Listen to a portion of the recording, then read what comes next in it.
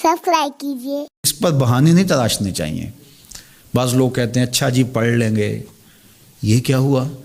जब वक्त आ गया और अल्लाह का नुमाइंदा बुलावा दे रहा है, हैया अलस सलाह हैया अलल फलाह, वो रोज़ पुकार रहा है, वो मुअज्जिन अल्लाह का नुमाइंदा है, उसकी तरफ से आवाज़ दे रहा है, बुलाया जा रहा है तुम्हें, हैया अलस सलाह, नमाज की तरफ आओ, हैया अलल फलाह। ये सरासर फलाह है, सरासर भलाई है, ये सरासर नेकी है, सरासर खैर है जिसकी तरफ तुम्हें बुलाया जा रहा है। तुम बहाने तराशते हो, अच्छा पढ़ लेंगे, अच्छा पढ़ लेंगे। बहुत सारे बेनमाजियों का बहाना होता है, मेरे कपड़े ठीक नहीं हैं, मेरा लिबास पाक नहीं है, मेरा जिस्म पाक नहीं है। मेरे बुज़ुर्ग फरमाया करते थे, तेरा जिस्म कैसे पाक हो सकता है, तेरे लिबास को सुथराई कैसे हासिल हो सकती है? तो अल्लाह के हुजूर झुकना जो नहीं जानता, तो उसके हुजूर झुकना सीख जा, तेरा तन भी पाक हो जाएगा, तेरा मन भी पाक हो जाएगा, तेरा लिबास भी पाक हो जाएगा, तेरा दिल भी पाक हो जाएगा। तो उसके हुजूर झुकना सीखो, बहाने ना तराशो, अच्छा पढ़ लेंगे, अच्छा पढ़ लेंगे नहीं। 5 गाना नमाज ये हमारे ऊपर अल्लाह की तरफ से आयद करदा फरीज़ा है, इसको हर सूरत में हमने अदा करना है। एक तबका वो भी है जो नमाज ना पढ़ने का बहाना तराशता है और कहता जी हम दिल की पढ़ते हैं, दिल की नीति हुई है हमने, और कहा कि कुरान कहता है कि नमाज कायम करो, तो नमाज पढ़ने का तो नहीं कहा गया, नमाज कायम करने का कहा गया है, तो हमने तो कायम की हुई है।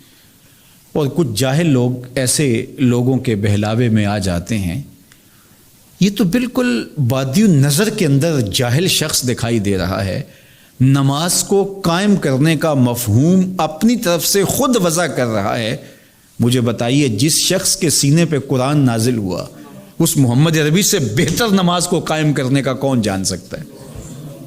तो वो जब नमाज के क़याम का मफहूम हमें ये बता रहे हैं कि आप इस तरह नमाज पढ़ें, रुकू ऐसे करें, सजदा ऐसे करें, क़याम ऐसे हो, जलसा और कौमा इस तरह हो, तशहद यूँ पढ़ें, तो मुझे बताइए कि नमाज के क़याम का कोई और मफहूम मुराद लिया जा सकता है हुजूर अलैहिस्सलाम के बताए हुए तरीके से हट करके? मेरे हुजूर ने फरमाया सल्लू कमा रअयतुमूनी उसल्ली, जिस तरह तुम मुझे नमाज पढ़ते हुए देखते हो ऐसे नमाज पढ़ो। ये तरीका बताया हुजूर ने। यहाँ उलमा ने बड़ी खूबसूरत बात लिखी कि हुजूर ने ये नहीं कहा कि जिस तरह मैं नमाज पढ़ता हूँ उस तरह नमाज पढ़ो, कहा जिस तरह तुम मुझे नमाज पढ़ता हुआ देखते हो ऐसे नमाज पढ़ो, क्योंकि जिस तरह हुजूर नमाज पढ़ते हैं उस कैफियत में तो कोई पढ़ ही नहीं सकता है। इसलिए कहा जिस तरह तुम मुझे पढ़ता हुआ देखते हो, मेरी अदाओं को इख्तियार करते जाओ, तुम्हारा रब तुम्हें कबूल कर लेगा। तो सल्लू कमा रअयतुमूनी उसल्ली, जिस तरह तुम मुझे नमाज पढ़ता देख रहे हो तुम इस तरह नमाज पढ़ते रहो। तो अल्लाह के प्यारे महबूब अलैहिस्सलाम ने जो इकामत सलात का मफहूम मुराद लिया है वही शरीयत का मफहूम है और वही अल्लाह के कलाम का तकाज़ा है और वही कुरान मजीद की मंशा और मकसूद है। इससे हट करके किसी जाहिल की बातों में आकर के अपनी आखिरत बर्बाद नहीं करनी चाहिए। अल्लाह ताला जल्ला शानहू ने कुरान मजीद में एक मौके पर इरशाद फरमाया, फ़वैलुल लिल मुसल्लीन अल्लज़ीना हुम अन सलातिहिम साहून।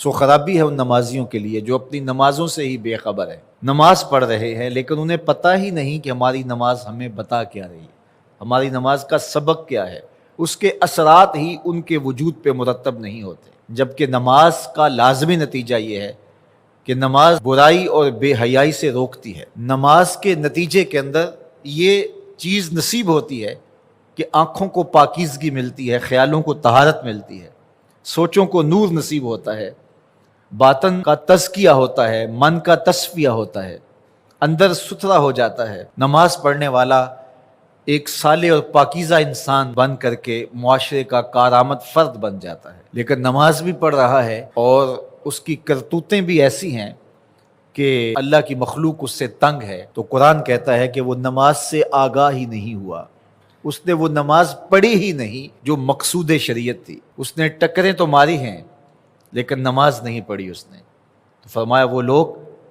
अपनी नमाजों से बेखबर हैं और फरमाया कि वो नमाज नहीं पढ़ रहे होते, वो दिखलावा कर रहे होते हैं, अपने आप को भी धोखा दे रहे हैं, अल्लाह की मखलूक को भी धोखा दे रहे हैं। अल्लाह ताला जल्ला शानहू तो नियतों के भेद जानता है, उसको कौन धोखा दे सकता है, तो वो अपने आप को हकीकत में धोखा दे रहे होते हैं। तो वो नमाज फलाह का सबब और ज़रिया है जो नमाज खुशू व खुजू के साथ पढ़ी जाए। قد افلح المؤمنون، فلاح انہوں نے پائی، کامیاب وہ ٹھہرے جو اہل ایمان ہیں۔ الذین هم فی صلاتہم خاشعون، اب ایمان کے بعد جو اوصاف ذکر کیے گئے کامیاب بامراد دارین کی فلاح پانے والے اشخاص کے، ان میں سے پہلا وصف بیان کیا گیا کہ یہ وہ خوش نصیب لوگ ہیں جو اپنی نمازوں میں خشوع و خضوع کرتے ہیں، عاجزی کرتے ہیں۔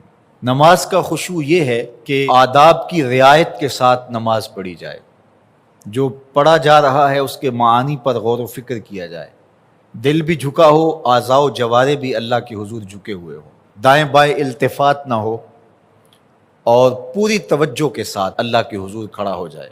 اس کا حظ اور اس کا لطف پھر بندے کو نصیب ہوتا ہے۔